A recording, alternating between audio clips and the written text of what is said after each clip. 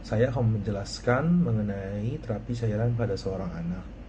Saya berasal dari Rumah Sakit Kando, dari Subdivisi Emergensi dan Rawat Intensif Anak. Kebutuhan cairan pada seorang anak itu sendiri sangat penting, di mana kebutuhan cairan tersebut akan mempengaruhi bagaimana homeostasis seorang anak itu akan berjalan, di mana cairan tersebut seperti kita tahu itu dipengaruhi oleh adanya intake ataupun uh, asupan, dan juga adanya ekskresi atau pengeluaran, di mana adanya gangguan dari kedua hal ini akan menyebabkan gangguan keseimbangan cairan di dalam tubuh, di mana apabila gangguan keseimbangan tersebut terjadi sangat berat, maka akan terjadi uh, sebuah gejala ataupun tanda yang akan muncul pada seorang anak yang akan menyebabkan sebuah permasalahan, di mana apabila hal tersebut tidak diperbaiki atau tidak ditanggulangi dengan memperbaiki atau mengembalikan keseimbangan air dan elektrolit tersebut di dalam tubuh, dapat berakibat fatal. Ini merupakan diagram bahwa cairan tersebut dibagi menjadi dalam dua golongan besar, yaitu ada cairan resusitasi dan ada cairan rumatan. Dan diantaranya ada yang kita sebut dengan cairan koreksi.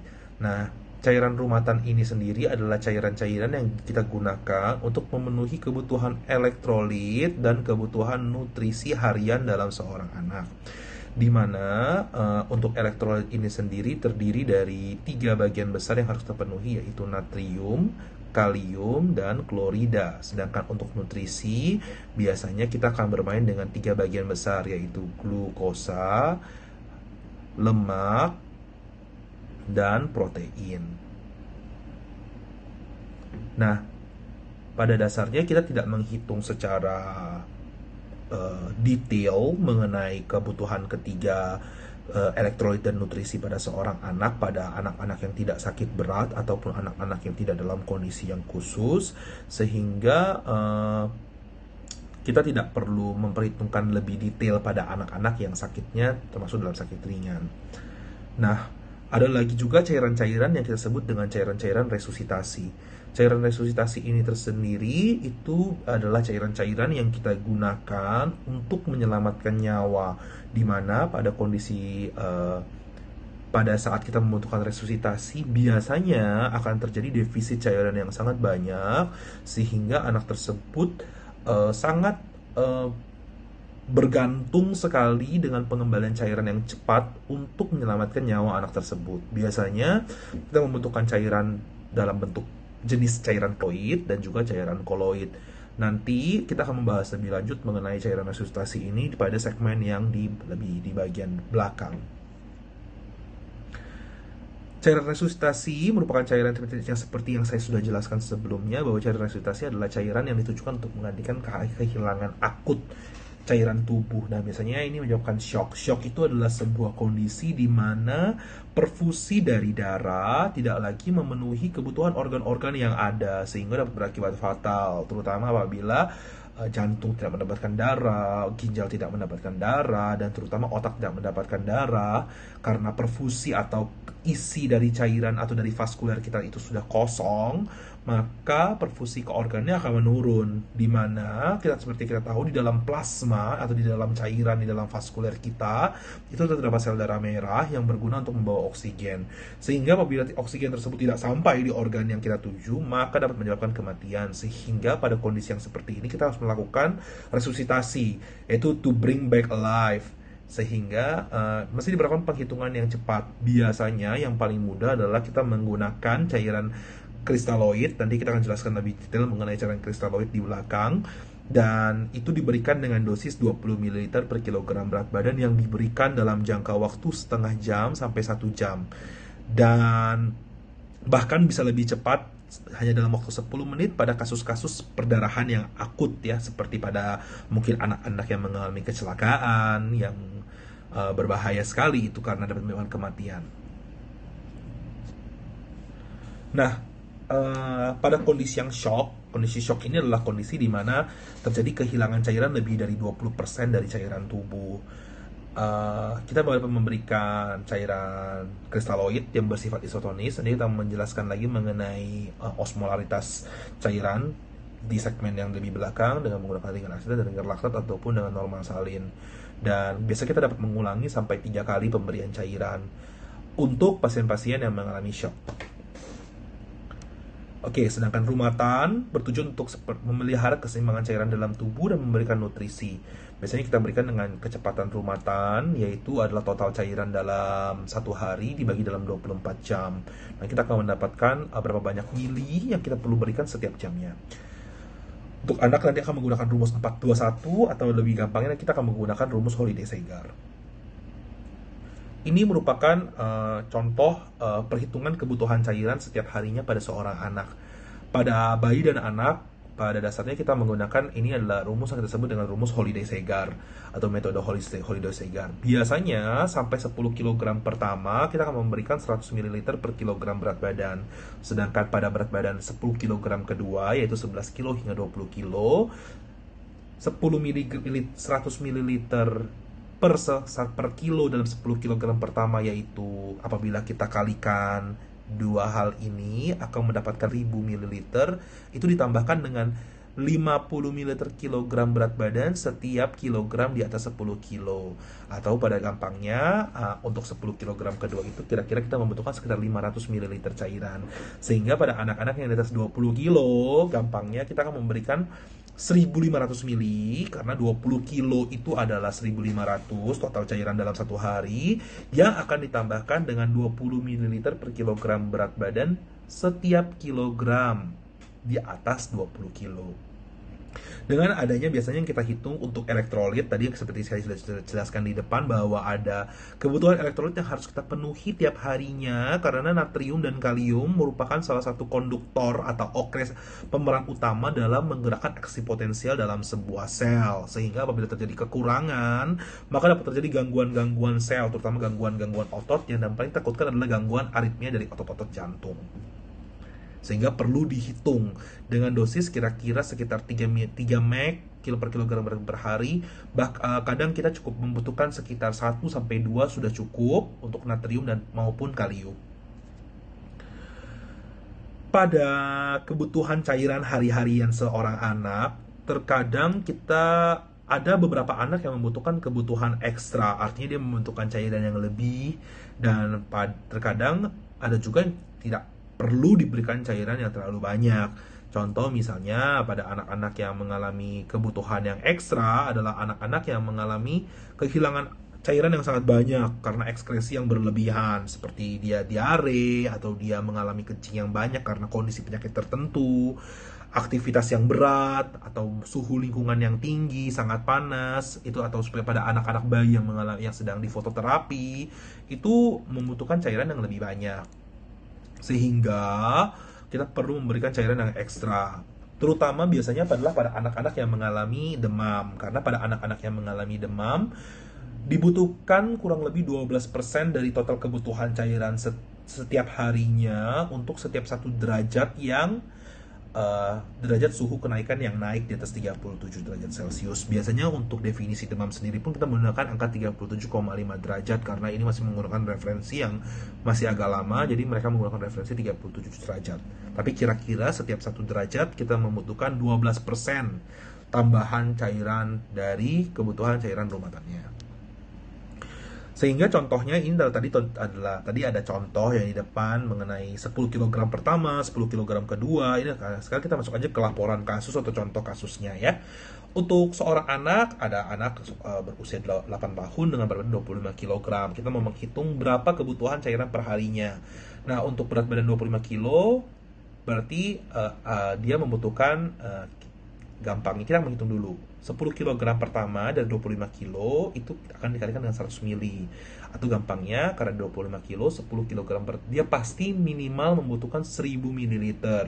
Lalu setelah itu untuk 10 kg-nya dia membutuhkan 50 ml tiap kilogramnya, sehingga mudahnya Karena dia anak 20 kilo, dia pasti membutuhkan kira-kira 1.500 mili untuk 20 kilogram. Sehingga kita cukup menghitung sisa 5 kilonya. Nah, sisa 5 kilonya akan dikalikan dengan 20 mililiter, dimana menghasilkan angka 100. Dan apabila kita jumlahkan, akan mendapatkan angka 1.600 mililiter per hari. Apabila misalnya anaknya mengalami demam dengan suhu misalnya 38,5 derajat, maka kira-kira kita harus menambahkan lagi 1% dari kebutuhan 12%, maaf. 12% dari 1.600. Jadi kira-kira dia membutuhkan sekitar dia membutuhkan tambahan 196 ml untuk memenuhi kebutuhan cairannya pada saat anak tersebut panas. Sehingga apabila contoh misalnya anaknya mengalami panas, dia membutuhkan 1.796 mili per hari apabila anak ini panas ya, contohnya. Ini contoh yang lain, dia menggunakan suhu yang panas tapi dengan berat badan yang lebih kecil. Nah, anaknya sekarang beratnya hanya 17,5 kg, tapi anaknya mengalami panas. Ingat, apabila 10 anak itu lebih dari 10 kg, pasti dia akan membutuhkan 1000 cc, karena setiap 10 kg, setiap per kilonya membutuhkan 100 mili. Jadi kalau 10 kg dia butuh 1000 ml. Jadi apabila contoh misalnya di sekarang beratnya 17,5 kg, di slide selanjutnya akan dijelaskan bahwa 10 kg pertamanya adalah dikali 100, maka dikalikan 1000 ml. Dan 7,5 kg yang keduanya cukup kita kalikan dengan 50. Karena dia di bawah 20 kilo, anaknya di bawah 20 kilo, maka kita wajib untuk menghitung sisa kilo di atas 10 kg. Jadi sisa kilo dari 10 kilogramnya adalah 7,5 kilogram. 7,5 kilogram itu kita kalikan dengan 50 ml, maka kita akan mendapatkan 375 mili. Dan ditambahkan, maka dia mendapatkan 1.375 mili.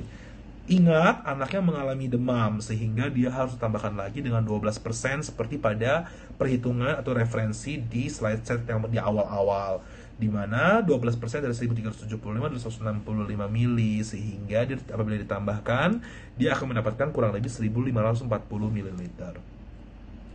Berlanjut lagi ke slide yang selanjutnya. Setelah kita dapat menghitung berapa banyak cairan yang mau kita kasih, tentu kita harus memilih jenis cairan apa yang mau kita berikan pada anak.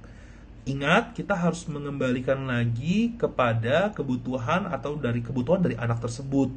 Apakah anak tersebut membutuhkan cairan dalam jumlah yang banyak, ataukah anak tersebut hanya sakit ringan yang membutuhkan asupan cairan harian.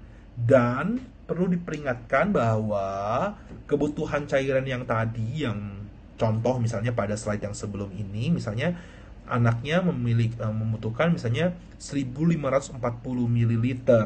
Tidak semua dari 1.540 ml ini harus Anda berikan dalam bentuk intravena, artinya di infus, kecuali misalnya anaknya tidak sadar, atau anaknya tidak dapat makan atau karena muntah, atau anaknya baru saja dioperasi tonsilnya sehingga dia tidak dapat membuka mulut, maka 1.500 ini bisa Anda berikan dalam bentuk intravena. Semuanya diberikan dalam bentuk infus. Tetapi apabila anaknya misalnya bisa makan minum, maka 1.500 ini hanya menjadi patokan yang Anda sebagai dokter dapat edukasi kepada keluarga pasien dan kepada pasien bahwa kira-kira dalam satu hari dia membutuhkan minum kira-kira 1.500 ml, atau mudahnya dengan bahasa yang lebih gamblang, kira-kira butuh 1 botol aqua satu hari. Nah, lalu bagaimana kalau misalnya Anda tetap memberikan cairan intravena misalnya? Oh, saya tetap memasang infus pada pasien ini. Maka Anda cukup menghitung seberapa banyak sih kira-kira anaknya dapat mampu minum dalam satu hari. Maka cairan intravenanya disesuaikan. Jadi misalnya anaknya bisa minum 1.000 ml per hari, maka cairan intravena yang Anda berikan atau Anda gantung di tiang infus cukup 500 ml saja, bila menggunakan contoh dari perhitungan pada anak yang 17,5 kg ini. Oke. Sehingga tidak harus semuanya 1.500 ini Anda berikan dalam bentuk intravena. Oke, andaikan sekarang misalnya anaknya tidak dapat minum sama sekali, contohnya ya, jenis cairan apa yang mau kita berikan? Secara umum, cairan intravena itu dibagi menjadi 3 golongan besar. Ada cairan kristaloid, cairan koloid, dan cairan khusus. Ini dilihat dari osmolalitas dari cairannya, di mana berat molekulnya dihitung. Dan biasanya pada berat molekul yang rendah, biasanya cairannya cepat masuk di dalam darah, tetapi cepat juga terekstravasasi. Apabila misalnya terjadi permeabilitas kapiler yang tinggi, maka cairannya tidak dapat bertahan di dalam vaskular dalam jangka waktu yang lama. Sedangkan cairan koloid adalah cairan dengan osmolaritas yang tinggi, dengan berat molekulnya yang tinggi. Kekuatan osmolaritasnya tinggi, dia dapat menahan cairan di dalam intravaskular lebih lama. Sehingga pada kasus-kasus tertentu di mana terjadi gangguan permeabilitas dari kapiler, cairan ini sangat baik untuk dipilih sebenarnya. Ada juga cairan-cairan khusus yang lain, yaitu cairan-cairan yang memiliki osmolaritas yang sangat tinggi dan hanya digunakan pada kondisi-kondisi tertentu. Dan ini merupakan salah satu contoh cairan yang sangat high alert, sehingga tidak digunakan pada kondisi-kondisi yang sangat gawat darurat biasanya. Dan ingat juga, ada juga beberapa cairan-cairan rumatan yang lainnya, di mana cairan tersebut memiliki cairan kombinasi antara sebagian dari cairan yang bersifat rumatan ditambah dengan cairan gula. Biasanya kita banyak pakai pada anak-anak, karena pada anak-anak yang tidak dapat makan minum, di mana resiko hipoglikemianya tinggi, maka Anda harus memberikan cairan yang memiliki glukosa di dalamnya. Ini kembali ke diagram terapi cairan, bahwa kita harus menentukan pada anak yang seperti apa Anda harus memberikan cairan yang tepat tentunya. Kalau tidak, maka pada anak, sehingga kita tidak dapat mempercepat penyembuhan dari anak tersebut, atau bahkan tidak menyembuhkan sama sekali anak tersebut. Biasanya cairan intravena atau cairan-cairan ini kita hitung pada anak-anak yang mengalami dehidrasi. Dehidrasi dalam tanda kutip artinya mengalami kekurangan atau defisit cairan.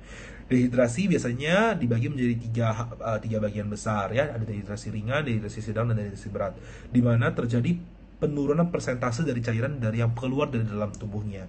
Biasanya kalau dehidrasi ringan kira-kira sekitar 3-5%, dehidrasi sedang sekitar 7-10%, dan dehidrasi berat biasanya lebih dari 10%, dan perkiraannya sekitar 15%. Di mana tanda klinisnya Anda dapat lihat sendiri, cuma yang paling mudah adalah untuk kita melihat apabila anak mengalami dehidrasi, pada anak-anak yang muntah-muntah hebat, ataupun pada anak yang mengalami diare yang hebat. Makanya tanda yang paling mudah kita lihat pertama kali adalah adanya takikardi dengan nadinya yang mulai menurun. Ini merupakan tanda yang awal biasanya, ya. Nanti setelah itu baru kita dapat melihat dari adanya jumlah urin yang berkurang, dengan adanya kesadaran dia yang mulai menurun, atau bahkan sampai koma. Biasanya terapi cairan ini penting pada anak-anak yang mengalami dehidrasi, dan kita wajib menghitungnya dengan benar. Karena apabila kita tidak menghitung dengan benar, maka tidak akan tercapai lagi kesembuhan pada pasien tersebut. Oke. Nah, cara menghitungnya, pertama harus hitung dulu derajat dehidrasinya. Biasanya setiap 1% derajat dehidrasi itu sama dengan 10 cc per kilogram berat badan. Tahu gampangnya, ya tinggal dihitung saja dengan cara yang ini. Ini merupakan cara yang sama juga, di mana derajat dehidrasinya dikali dengan berat badannya, lalu dikali dengan 1000 mili. Lalu setelah itu Anda harus menghitung kebutuhan rumatan dalam satu harinya, sehingga cairan dehidrasinya harus ditambahkan, total cairan dehidrasinya harus ditambahkan dengan cairan rumatannya. Jadi contoh misalnya anak 10 kilo contoh, ya, dia dengan dehidrasi misalnya 5% atau dehidrasi ringan sedang. Kira-kira anak ini tuh membutuhkan 50 cc per kilogram berat badan. Jadi kalau misalnya dia kehilangan 5% cairan, dia kira-kira membutuhkan 500 cc defisit, atau dia mengalami defisit sekitar 500 cc. Nah, 500 cc ini harus ditambahkan kepada cairan rumatannya dia. Apabila kita menghitung dengan rumus Holliday-Segar, maka 10 kg ini sama dengan kira-kira sama dengan 1000 cc kan dalam 24 jam. Nah, 500 cc yang hilang ini harus Anda tambahkan di 1000 cc yang ini, sehingga akan mendapatkan kebutuhan 1500 cc dalam 24 jam. Ini belum dihitung apabila selama 24 jam tersebut anak tersebut mengalami muntah, ataupun mengalami diare, atau terjadi dehidrasi yang lebih berat. Maka Anda harus mendapatkan defisit cairan tersebut ke dalam 1500 cc tersebut. Tapi mudahnya kira-kira seperti ini. Artinya Anda tidak boleh menghitung defisit cairannya saja. Anda harus menghitung kebutuhan cairan hariannya juga. Oke? Nah, ini sama jadi cairan intravena. pada cairan yang pada saat kita mengalami pada anak yang mengalami dehidrasi, Anda harus memberikan cairan-cairan yang dalam golongan kristaloid. Golongan kristaloid itu dibagi menjadi dua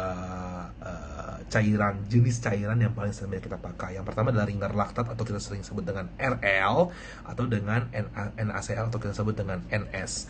Nah, dua ini merupakan cairan yang paling sering kita pakai, berguna sekali pada anak-anak yang mengalami dehidrasi, dan terdapat beberapa pro dan kontra. Tetapi pada keadaan yang genting atau keadaan dehidrasi yang membutuhkan cairan cepat, maka kalian harus memilih dua hal ini. Sedangkan tadi ada cairan-cairan koloid yang digunakan pada kondisi-kondisi tertentu. Contoh-contohnya adalah seperti HES atau gelatin, dextran, atau albumin murni. Oke, kira-kira itu saja mengenai pemberian cairan pada anak dan cara menghitungnya. Akhir kata, sebagai kesimpulan, bahwa kita harus menghitung kebutuhan cairan pada seorang anak dengan teliti.